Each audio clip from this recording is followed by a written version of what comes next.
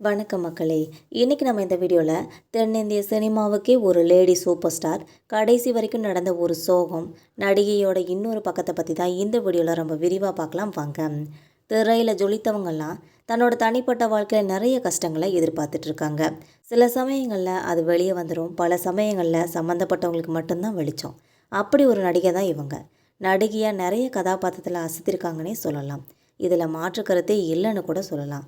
ஆனால் அவங்களோட நிஜ வாழ்க்கை, இவர் யார், என்ன சூழ்நிலை வாழ்ந்தாங்க, எப்படி தவிச்சாங்க, இதுக்கெல்லாம் நடிகை சுஜாதாவோட மனசாட்சிக்கு மட்டுமே பதில் தெரியும்னே சொல்லலாம். அவங்களோட மனசாட்சியை கடைசி வரைக்குமே யாராலையும் நெருங்கக்கூட முடியலன்னே சொல்லலாம். அவங்க தான் மறைந்த நடிகை சுஜாதா அவர்கள் என்பது குறிப்பிடத்தக்கது. இவங்க ஹீரோயினா 100க்கும் அதிகமான படங்களில் நடிச்சிருக்காங்க.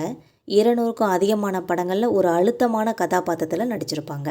நடிகர் சிவாஜிலேருந்து தொடங்கி நடிகர் ரஜினி, கமலஹாசன் சொல்லி நிறைய சூப்பர் ஸ்டார் நடிகர்களோட ஜோடியாக நடிச்சிருப்பாங்க. நடிகை சுஜாதா அவர்களோட திரை உலகத்தில் வெற்றி பெற்றாலும் அவங்களோட தனிப்பட்ட வாழ்க்கை ரொம்ப சிக்கல் நிறைஞ்சதாக இருந்துச்சுன்னே சொல்கிறாங்க. 1971 மலையாளத்தில் வெளியான தபவிஷ்ணின்ற ஒரு படத்தின் மூலமாக தான் நடிகையை அறிமுகமாயிருப்பாங்க.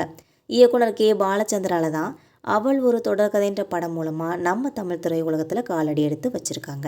தன்னோட முதல் படத்திலே நடிப்பில் ஸ்கோர் செஞ்சுருக்காங்கன்னே சொல்லலாம். இதை தொடர்ந்து தமிழ், தெலுங்கு, மலையாளம்னு சொல்லி இந்தி படங்கள்லையும் நடிச்சிருக்காங்க. இதுக்கப்புறம் நடிகர் சிவாஜி கணேசன், முத்துராமன், சிவகுமார், ரஜினிகாந்த், கமலஹாசன், நாகேஸ்வர ராவ், சோபன் பாபு, சிரஞ்சீவின்னு சொல்லி நிறைய முன்னணி நடிகர்களோட ஜோடியாக நடித்து நிறைய படங்களையும் நடிச்சிருக்காங்க. நாயகியாக தொடங்கி கதாபாத்திரங்களாக தன்னோட நடிப்பால் அழுத்தம் கொடுத்தவர் தான் நடிகை சுஜாதா அவர்கள்னே சொல்லலாம். நடிகை சுஜாதா ஜெயகாரங்கிறவரை காதலித்து திருமணம் செஞ்சுக்கிட்டாங்க. இந்த தம்பதிக்கு 2 குழந்தைகள் இருந்திருக்காங்க. திருமணத்துக்கு அப்புறமா சுஜாதா அவர்களோட வாழ்க்கை ரொம்ப தலைகீழாக மாறிடுச்சுன்னே சொல்லலாம். பணத்துக்காக படங்களில் நடிக்க சொல்லி அவங்களோட கணவர் கொடுமைப்படுத்தியதாகவும், விருப்பமில்லாட்டாலும் படங்களில் நடிக்க கட்டாயப்படுத்தியதாகவும், குடும்ப வன்முறைக்கு ஆளாக்குனதாகவும் சொல்கிறாங்க.